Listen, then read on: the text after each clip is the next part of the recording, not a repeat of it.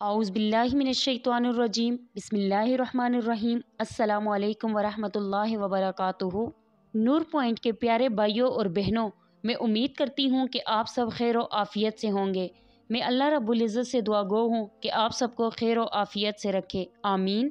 معزز سامعین کرام، اپنی آج کی ویڈیو میں ہم بات کریں گے بیٹی کے حوالے سے۔ آج اگر کسی کی بیٹی پیدا ہو جائے تو لوگوں کی طبیعت خراب ہو جاتی ہے۔ لوگ بیٹی کو بوجھ سمجھتے ہیں کہ یہ تو بیٹی پیدا ہو گئی ہے، اب پتہ نہیں کیا ہوگا۔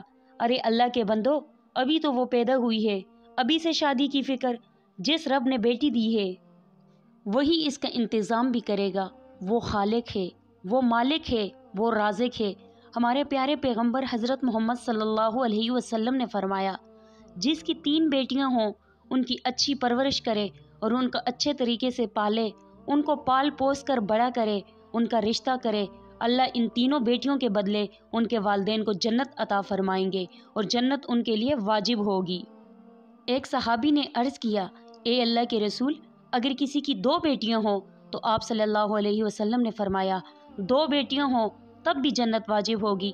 پھر عرض کیا، اے اللہ کے نبی، اگر کسی کی 1 بیٹی ہو تو آپ صلی اللہ علیہ وسلم نے فرمایا کسی کی 1 بیٹی ہو تب بھی اس پہ جنت واجب ہو جاتی ہے۔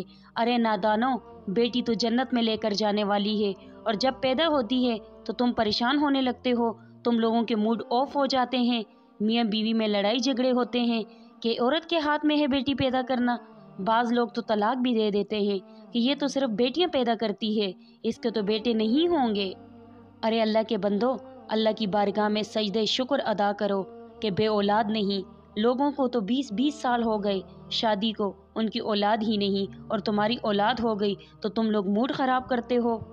حدیث شریف میں آتا ہے کہ نبی علیہ السلام نے فرمایا، بیٹیوں کو برا نہ کہا کرو، بے شک میں بھی بیٹیوں والا ہوں، اور فرمایا یہ تو ماں باپ کے لیے بڑی محبت والی ہوتی ہیں۔ نبی پاک کا انداز تھا کہ آپ صلی اللہ علیہ وسلم کی صاحبزادی خاتون جنت حضرت فاطمہ رضی اللہ تعالیٰ عنہا آتی تو آپ صلی اللہ علیہ وسلم اگر بیٹھے ہوتے تو کھڑے ہو جاتے، بیٹی کے استقبال کے لیے اپنی بیٹی کا ہاتھ چومتے، جدھر نبی پاک بیٹھے ہوتے ادھر اپنی بیٹی کو اپنی جگہ پر بٹھا دیتے، اور جب نبی پاک حضرت فاطمہ کے پاس جاتے تو حضرت فاطمہ رضی اللہ تعالیٰ عنہا کھڑی ہو جاتی اور اپنے والد کا ہاتھ چومتی اور اپنی جگہ پر بٹھاتی۔ یہ ہمارے آقا کی سیرت ہے، ان سے سیکھو، بچوں سے، بیٹیوں سے کیسے پیار کرنا ہے۔ وہ عورت بہت خوش نصیب ہوتی ہے جس کی پہلی اولاد بیٹی پیدا ہوتی ہے۔ اللہ رب العزت سے دعا گو ہوں کہ تمام بیٹیوں کے نصیب اچھے کرے، آمین ثم آمین۔ اللہ رب العزت ہم سب کو دین کی سمجھ عطا فرمائے اور دین کے مطابق زندگی بسر کرنے کی توفیق عطا فرمائے، آمین۔